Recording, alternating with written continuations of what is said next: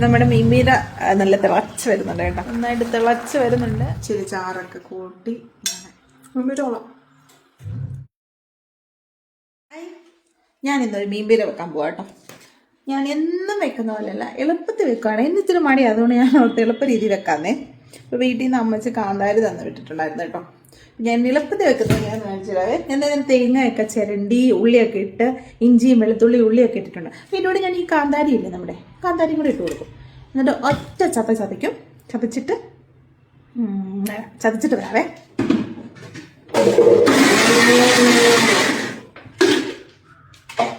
അപ്പം ഞാൻ ചതച്ചെടുത്തിട്ടുണ്ട് കേട്ടോ. എല്ലാം നല്ലതായിട്ട് ചതഞ്ഞ് വന്നിട്ടുണ്ട്. എന്നിട്ട് നമ്മൾ തേങ്ങ ചതച്ചിട്ടുണ്ട്. അതിനകത്തൊരു ഇതിൽ കഴുകി വാരി വെച്ച മീനും മത്തിയാട്ടോ, മത്തിയും പിന്നെ തേങ്ങ ചതച്ചതും അതിനകത്ത് ഇച്ചിരി മഞ്ഞപ്പൊടിയും കൂടി ഇട്ടിട്ടുണ്ട്. പിന്നെ നമ്മുടെ കുടംപുളിയും കൂടെ എടുക്കും. കുടംപുളി എന്ന് പറഞ്ഞാൽ സൂപ്പർ പുളിയാട്ടോ, അടിപൊളി പുളി. അമ്മച്ച് തന്നിട്ടാണ് വീട്ടിൽ നിന്ന്.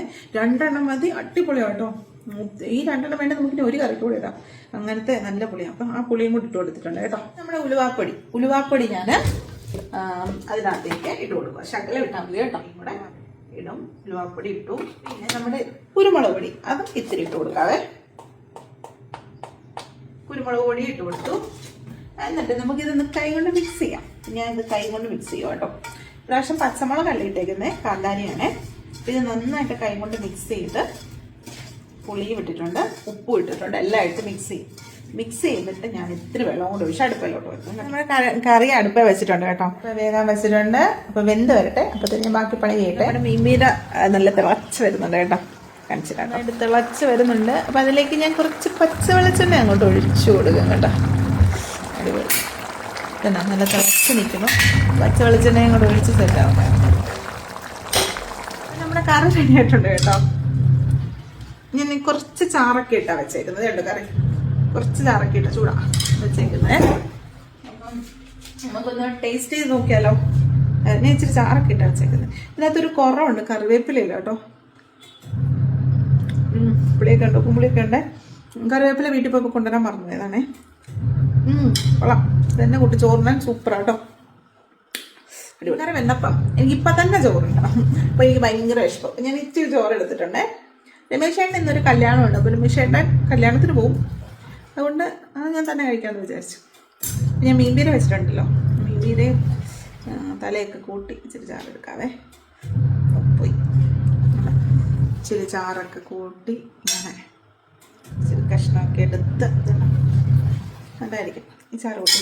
പിന്നെ ഇച്ചിരി പയറ് മെഴുക്കുവരട്ടുണ്ട്, അതും കൂടെ ശകലം വയ്ക്കാമല്ലേ. എന്നിട്ട് നമുക്കൊന്ന് കഴിച്ചു നോക്കാം.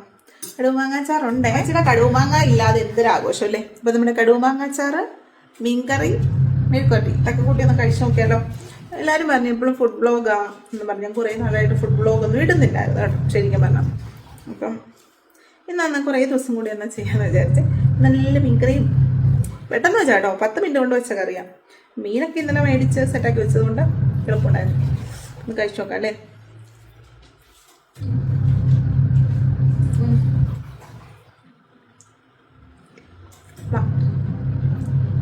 മീൻ കൊള്ളാട്ടോ, മീൻപീരോളം.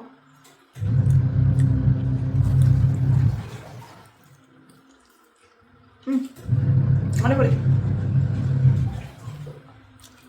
അപ്പം നിങ്ങൾ ഇതുപോലെ മീൻപീര പെട്ടെന്ന് വെച്ചിട്ടുണ്ടോ? നിങ്ങൾ എങ്ങനെയാണ് വെക്കുന്നത് കൂടെ കമൻറ്റ് പറഞ്ഞേ. ബൈ ഫ്രണ്ട്സ്, ഇന്നത്തെ വീഡിയോ ഇത്രയല്ലേ. ബൈ.